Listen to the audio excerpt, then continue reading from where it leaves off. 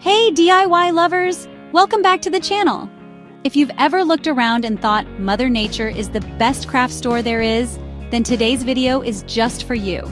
We're diving into the magical world of breathtaking nature crafts, projects that you can start today using items like twigs, stones, leaves, pine cones, and even dried flowers. The best part?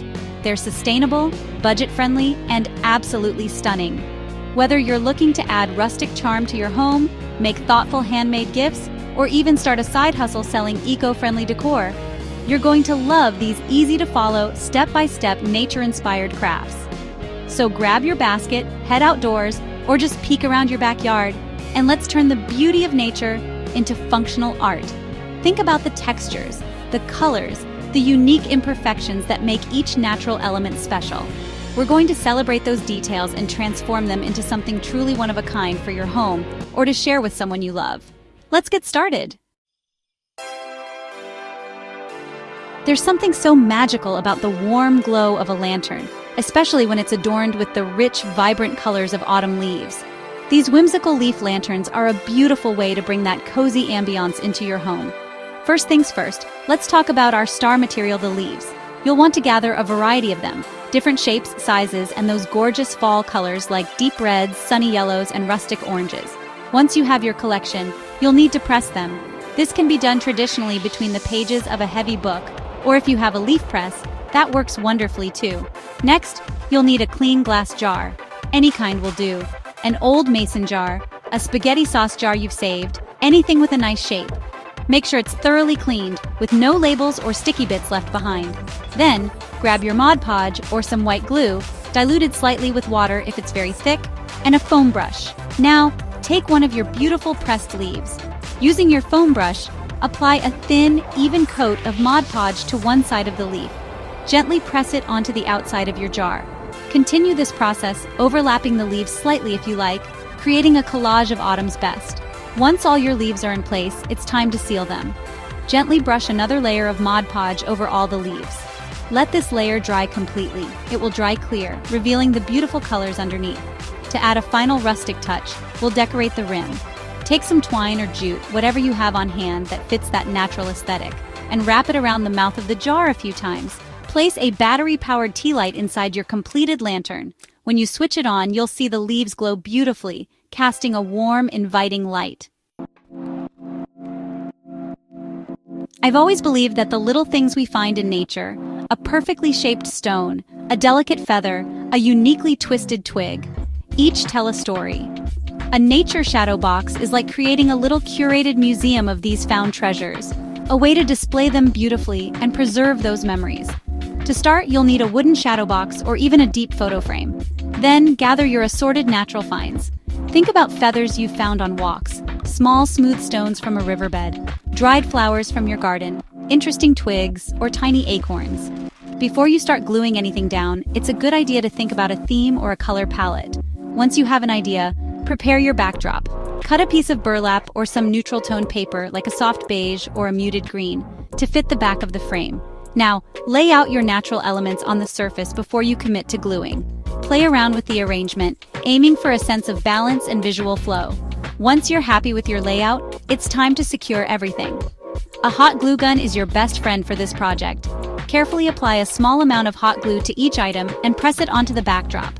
Work methodically, perhaps starting with the larger pieces and then filling in with the smaller details. Once everything is glued down and the glue has completely dried, it's time to reassemble your shadow box. Carefully place the back into the frame, secure it, and then find the perfect spot to display your creation. There's such a delicate beauty to pressed flowers, isn't there? It's like capturing a fleeting moment of summer or spring. These dried flower coasters are a truly elegant way to preserve that beauty and make it functional.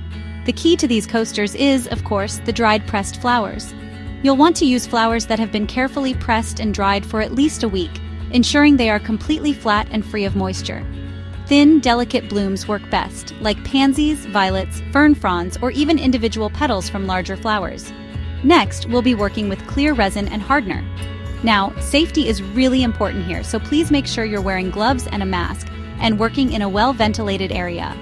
You'll typically mix equal parts of resin and hardener in a disposable cup, stirring slowly and thoroughly for a few minutes to avoid incorporating too many air bubbles.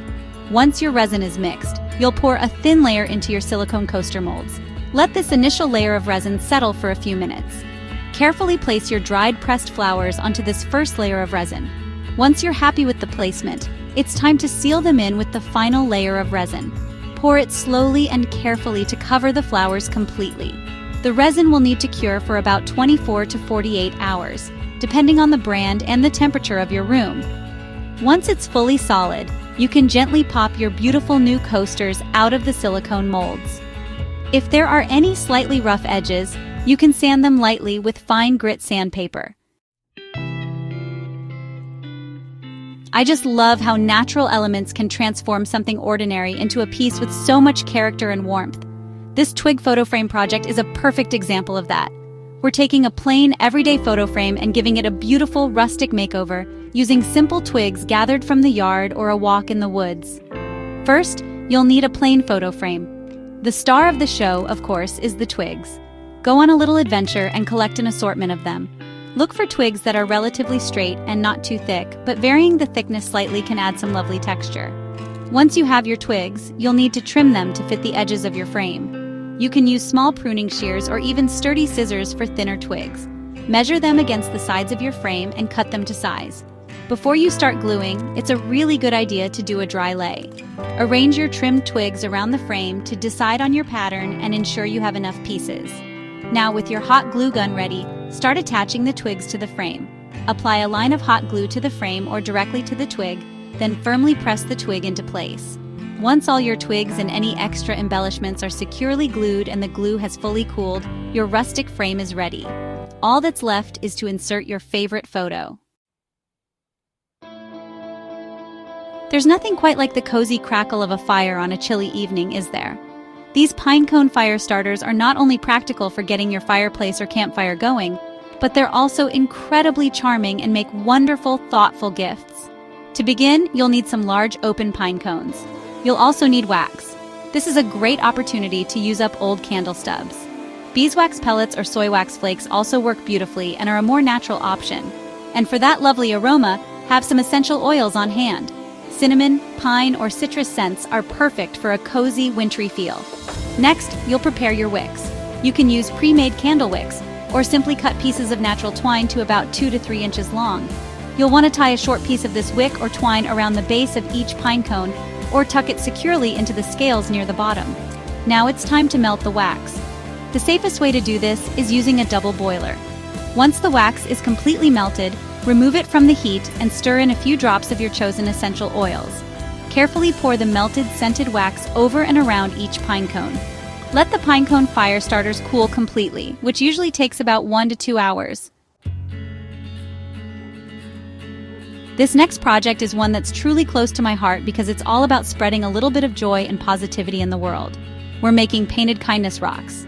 It's such a simple concept. Find some smooth rocks, paint them with cheerful designs or inspiring messages, and then leave them in public places for others to discover. The first step is to go on a rock hunt. Look for smooth, relatively flat rocks. Once you have your collection, give them a good wash with soap and water to remove any dirt or debris, and then let them dry completely. Next, it's time to paint your base coat. Acrylic paints work wonderfully for this. Apply 1 or 2 even coats, letting the paint dry thoroughly between each coat. Now for the really fun part, adding your designs. Let your creativity flow. You can paint colorful flowers, intricate mandalas, cute animals, or abstract patterns. If you're more into words, use fine-tipped paint markers or a small brush to write inspirational messages like hope, smile, breathe, you are loved, or be kind. Once your beautiful designs are complete and the paint is fully dry, it's important to seal them. An outdoor acrylic sealer spray works best as it will protect your artwork from the elements. Finally, it's time to share your creations. Take your painted rocks and strategically hide them in your community. There's something so calming and whimsical about a mobile, isn't there? The way it gently sways and turns in the breeze can be quite mesmerizing. Today we're creating a hanging nature mobile using treasures we've gathered from the outdoors. Your main component for this mobile will be a sturdy stick or a piece of driftwood to serve as the hanging base. Clean off any loose dirt or bark. Then you'll need some string or twine. Natural jute or cotton string works beautifully for a rustic look. And of course, gather your collection of natural treasures. Light feathers, interesting leaves, pressed or sturdy dried ones, empty seed pods, small shells, or even tiny pine cones.